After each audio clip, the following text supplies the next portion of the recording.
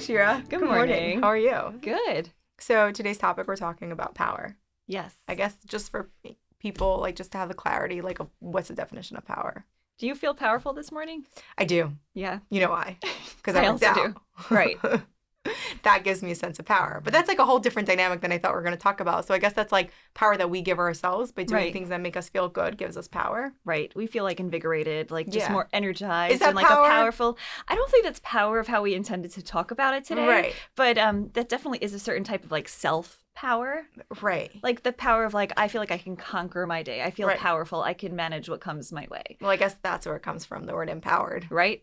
Yeah. Look at that. So now we need a thesaurus, or we need more adjectives to describe what Exactly. power is.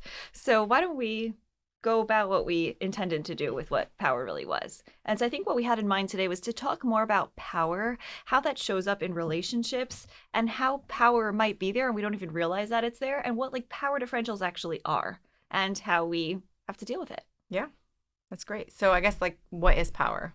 Power is the ability to influence the person in the direction that we want them to go in. Okay. So if I have, if someone was actually giving me an example where she was kind of frustrated about her house, how it was so messy. And so she was getting kind of angry at her husband of why is my house so messy? And she was getting annoyed and bothered that she was annoyed. And I said, well, of course you're going to be annoyed. The house is messy. And she says, but it's not fair because when I have my cleaning lady, I can say, do this, do that. And there's a certain power over Right. it because I am the boss, you are the worker. I can dictate to you what's being done. Right. Whereas with a spouse, there's not always that power. I can't say, do this, clean that. So there's a different relationship. And Right. therefore it comes into a power struggle of, I want things to be on the table. You don't want things to be on the table. So who's going to get the final say? Yeah, I mean, if we just go back a little bit personally in my like my lived experience currently, my housekeeper has more power over me than I have over her. I am scared of her. Like my son has this thing where he takes out every single shirt out of the closet and puts it on the floor. And she came and she folded it up and put it back. And then when he did it the next day, she was like, I did this yesterday. And I was like, that's what he does every day. We still need to clean it up.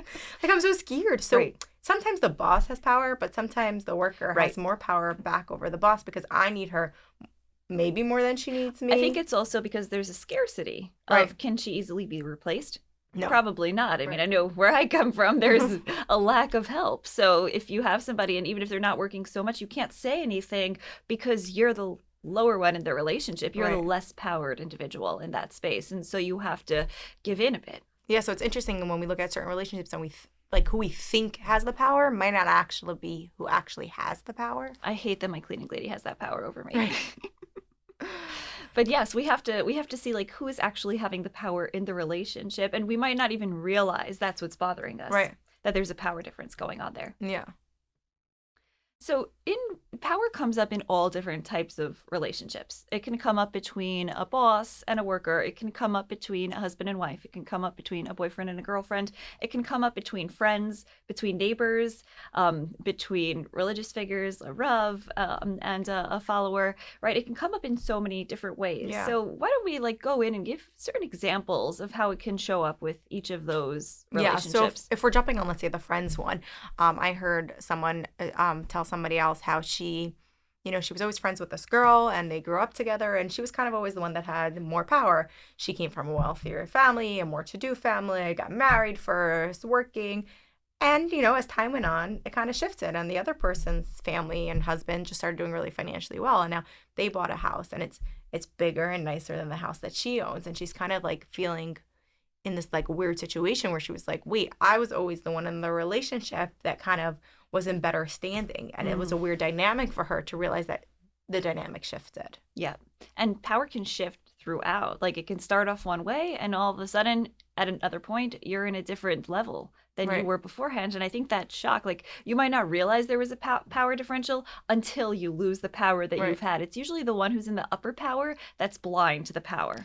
Yes, which is really scary for people in position of powers because they're blind to the power. Mm-hmm. And for like the whole system as a whole of the government, that people in power are like kind of blind to the power that they hold over people. Right. And I think when I was doing my deep dive of research, as we always do before we do a podcast, into power, what I thought this was one of the coolest points that I came across in that power changes something in our brain, like in the chemistry of our makeup. So people are really blind and like they think that they're in control. They think they have the power, these people in power positions, but there's something going on that they're actually not thinking right anymore once Mm. too much power gets to their head. And that concept to me is just, it's really scary and is also like a lesson. Like if you're ever in a position where there's more power coming your way, that's a time to really start checking Yeah. yourself.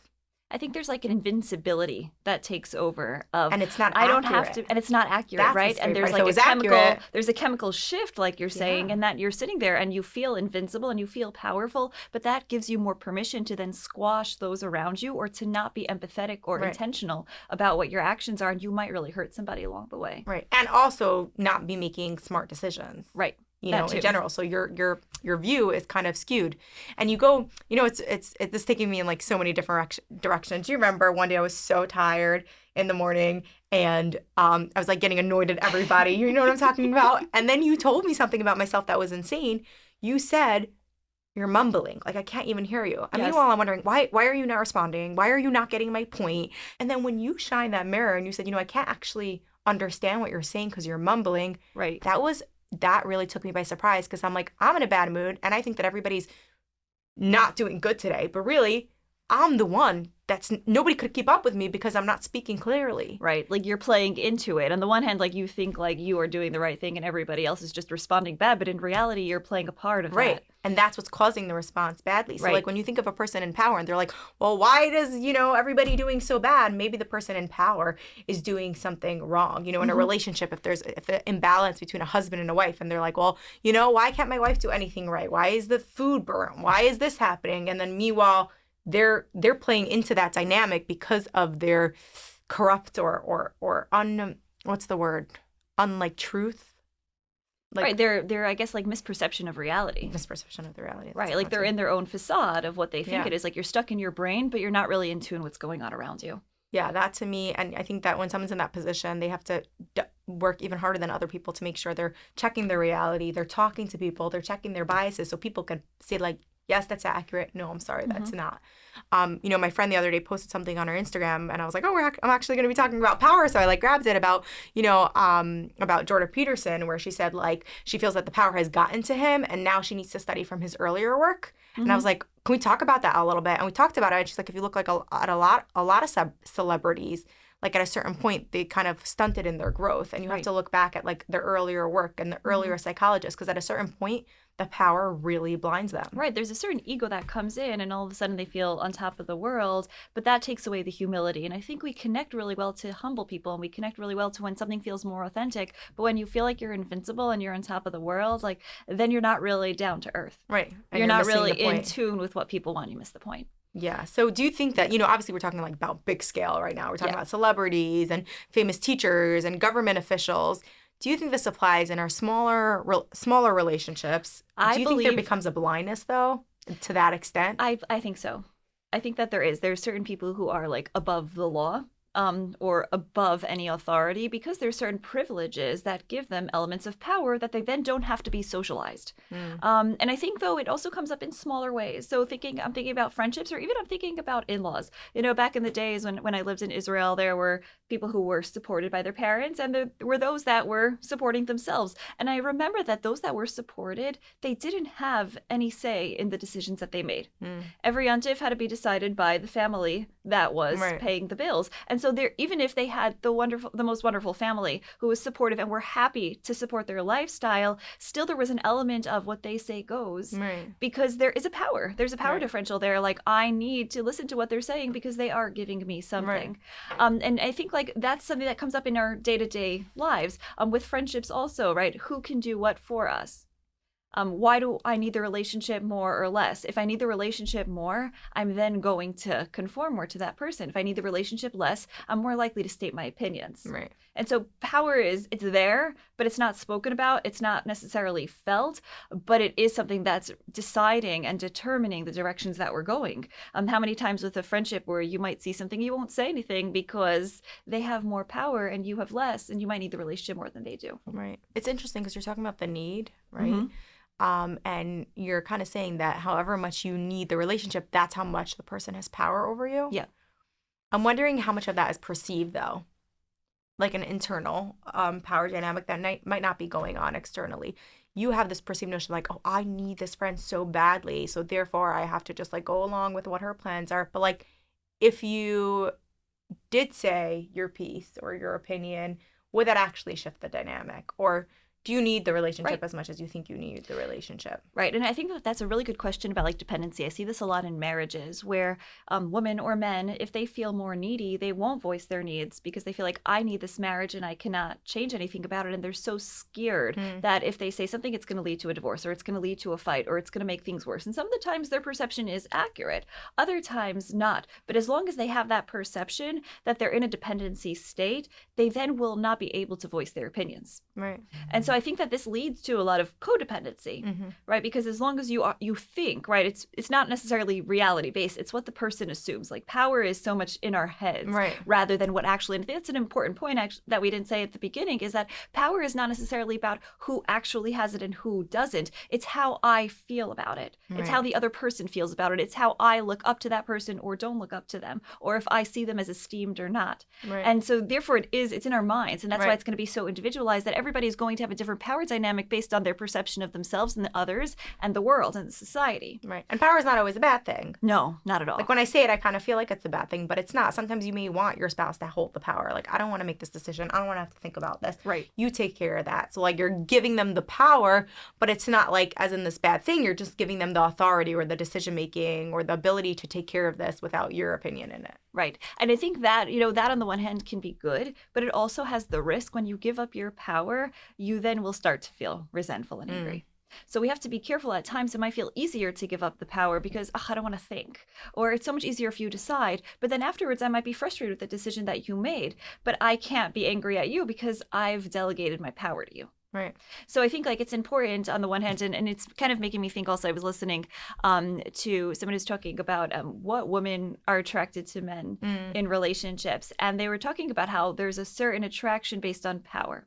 And so if a woman perceives a man to be more powerful, whether that's based on career, based on earning power, based on image, based on family, based on the society that he comes from, or based on his earning abilities, that power is actually more attractive to the woman. Right. So that's, I think, also something of like when we are attracted to somebody, is it our perception or is there actually an element of Right. we're looking for power, we want to attach to their power to Right. get our own power? Right. Because if you're married to someone who makes a lot of money, that also raises you up in society. It gives you status. So then that's also a power that you're getting by marriage. Right. I think we see a lot of couples, especially in today's day and age, because both spouses are working, that sometimes the woman makes more money than the Oh man. my goodness. This reminds me of a story way back when, my days of Israel, where I was walking with a friend and she actually was supporting them. They weren't getting any family help.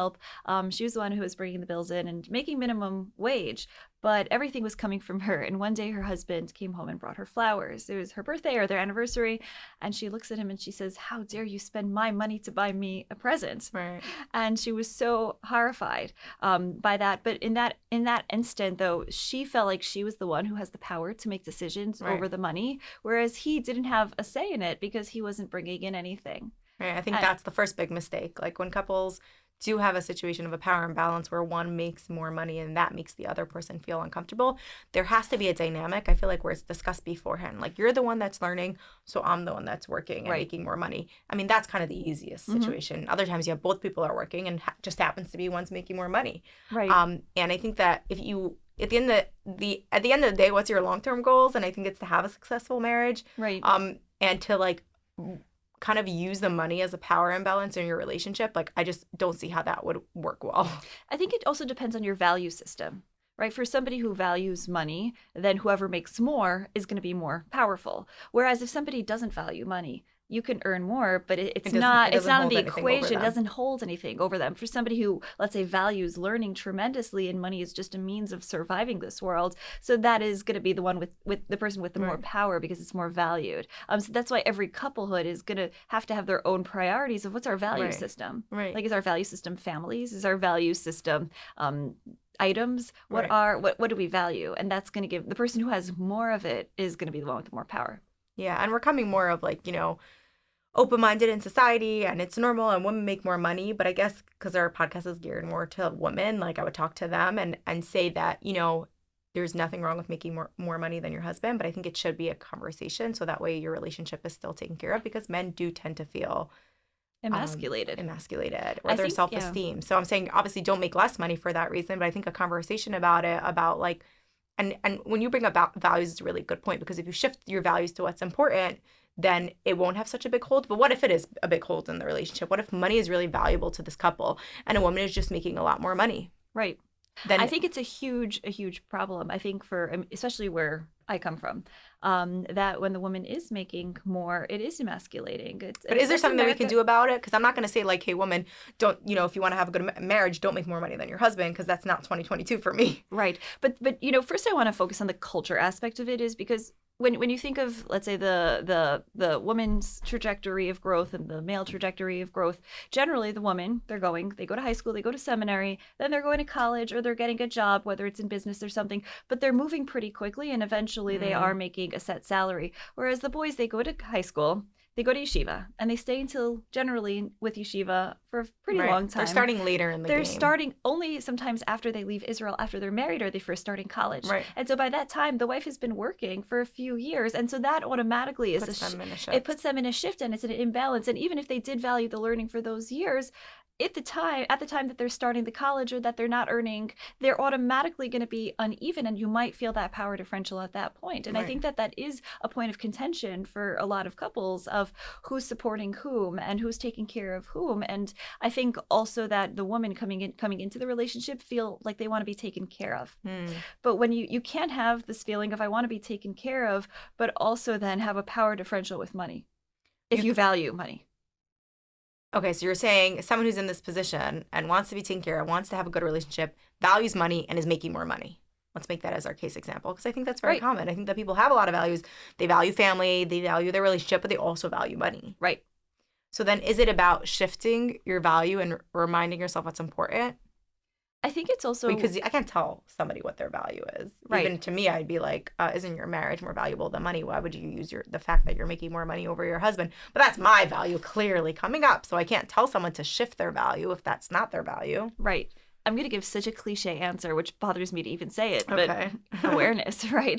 Just Awareness, realizing what you're just doing. realizing what's going on, because those fights, it turns into a fight about you didn't buy this or you did buy that, and you don't even realize that what you're actually fighting about is the power differential in the couple of Right. it bothers me that I make more money and I want you to be more successful, so you're more attractive to me. Right. Because couples, at the end of the day, they want to be attracted to one another, and they want there to be that connection. But if the wife is constantly feeling in a lower position, or feeling like I can't look up to you because of something like this, it's going to frustrate her, and it's going to come out in the little things. Right. You're going to start fighting about dumb things. Right. That's interesting. So having that awareness and realizing that Recognizing the path, recognizing that you chose a path to take. You chose the path of we are getting married, and he is not necessarily he doesn't have a degree, or he doesn't have a business. Right. I mean, set up sometimes yet. it is, though. Sometimes. Right. Sometimes. This is what you're saying is a very common example in our Right. community. But sometimes you do have a couple that both started working at 19, and now they're 35, and the woman is making more money Right. than the man. Or the woman is smarter than the man, more educated, Right. or more talented, or more popular, or louder, or vice versa. Right. I think it works in the opposite way, because there is something about, and maybe this is like typical feminine and masculine roles, which we can talk about more at a different time. But maybe that's in the woman's nature. Right. Oh gosh, I hope we're not going to get like such like flack for I know. I this. feel like we're really touching like a Or lot like of like feminism sensitive. and yeah, It's like in our nature. we're for making what? too many It's in our assumptions. nature to what? The nature to want to look up to a man. At least that was in the education that Right. we grew up with. Is that Right. the man is the one you are respecting, and you need more nurturing, whereas he needs more power. Right. If we don't say that, if we want to be, correct, we don't have to say the man or the woman. We could say the feminine energy and the masculine Yes. energy. Okay. Not We'll identify as having settle a on that. feminine energy.